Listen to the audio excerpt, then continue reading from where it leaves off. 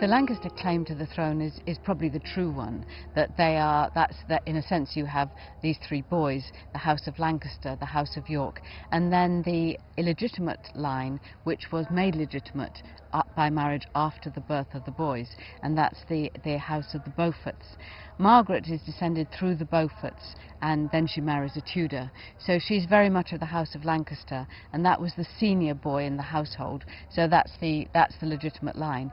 The younger son is the House of York, and so when the House of Lancaster line fails, York steps in. But Margaret, in a sense, is there. Once she has a boy, that's a boy for Lancaster, so she feels that the royal line of kingship should revert to her son. The relationship between Margaret and Jasper Tudor we don't know very well, because we don't have any personal letters or diaries. Any time before really the 18th century, you don't get a lot of personal material. People don't write about their feelings. They write about their duty, they write about jobs they're going to do. It's a much more pragmatic approach to the world than you get from the Romantics. But he was absolutely the defender of her son. He was her only friend when she had no friends at all. He was the one constant male presence in her life. She had three husbands, but Jasper Tudor was always her brother-in-law and was always there for her. And, you know, he was a handsome man of her age. There's no doubt in my mind that they must have been very devoted to each other and very loyal to each other, and that they loved each other. I think what was interesting in this novel was to write a story which is actually about a very passionate and very deep love, but it's that of a mother for her son. Margaret Beaufort's absolute life's work was to get her son firstly back to England. He went into exile when he was about 14.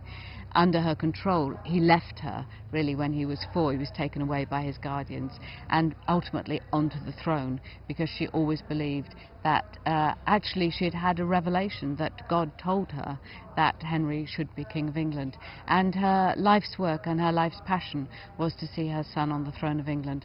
And in a way, that's the love story of the novel. It's between a mother and a very promising, very gifted son.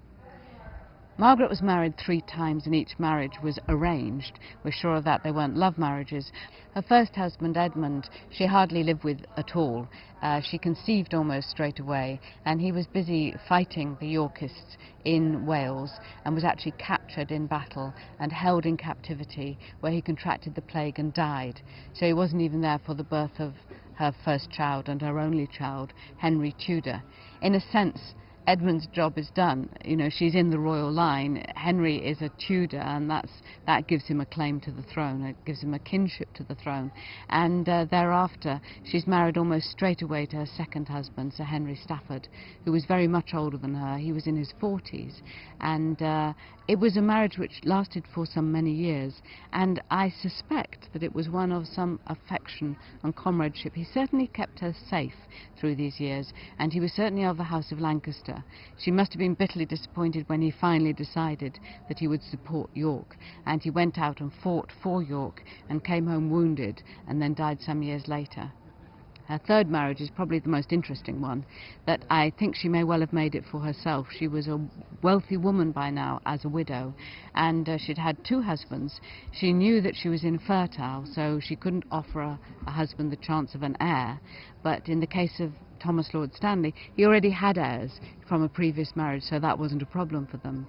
I really believe she chose him because he was very successful and senior in the House of York, and she thought that marriage to him would increase her chances of bringing her son Henry Tudor home to forgiveness, to reconciliation, and to claim his earldom. In fact, what happened was that because Edward died, just as she was negotiating this, Edward died, Richard III seized the throne, and I think she saw, as the real master tactician that she was, that there would be a very good chance of someone, like her son Henry, to seize the throne in turn from Richard.